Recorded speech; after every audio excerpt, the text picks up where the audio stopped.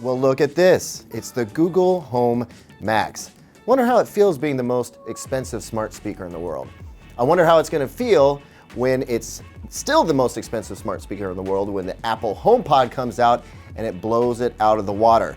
That's right, I'm making a prediction right now. This speaker is going to blow the HomePod out of the water, at least in terms of sound quality, because this thing is insanely loud. It also has a tremendous amount of bass. I'll tell you right now, this is a party speaker, but I'm also a little bit confused by it because it's a smart party speaker. You get the Google AI Assistant built in. It's got machine learning going on for it. It's $400. It's doing battle against speakers like the Sonos Play 5 and the Riva Festival. I'm not sure that it makes sense, but I know that it works really well.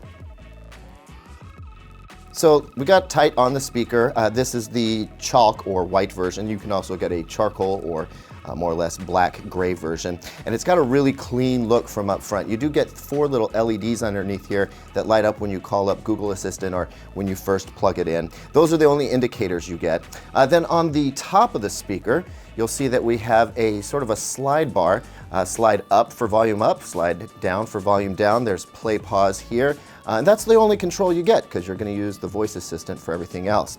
You'll notice 2 little pinholes. Those are microphones, and we'll get to those in a minute. I first want to flip her around. We'll check out the back of the speaker where you see we've got this little thing here. This is a mute switch. If you don't want Google Assistant listening to you, flip it so that it looks bright orange. Then down here we've got a power port, and I just want to take a second to point out that the power plug on this thing is really tiny. It's like the size of the outlet itself, so you don't have a huge brick taking up a bunch of space on your power strip or even your wall outlet.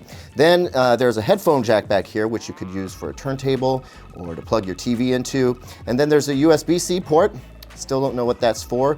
Maybe you have a Pixel that charges with a USB-C cable. I don't know.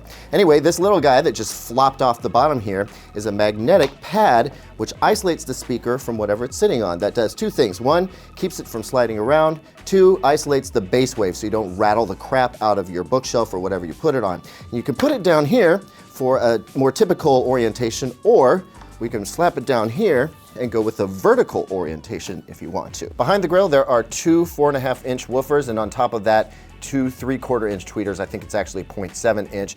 And they're not spaced super far apart, so you get a little bit of stereo separation from close up, not so much when you walk away. And if you flip it up into the vertical orientation, you pretty much give up that stereo sound. Don't worry about getting it set up wrong, because if you do that, the Google Assistant will tell you that you don't have it set up right. By the way, the Google Home is upside down. It'll work best if you turn it over.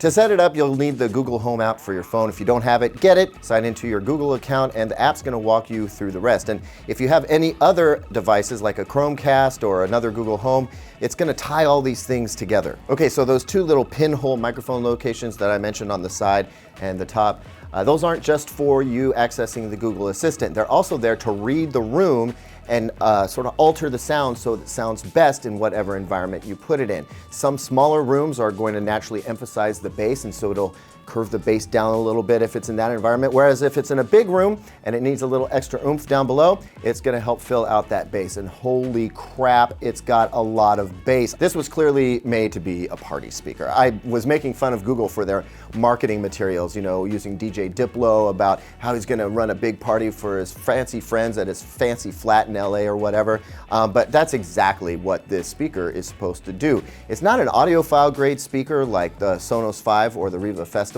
You're definitely not going to sit there, listen to it, and say, man, I never heard those details in my recording before. That's not what it's about. It's about a party. It's about big, clean sound that a lot of today's listeners really enjoy. If you dig the sound of a Beats headphone, that's kind of what you're getting from the Google Home Max.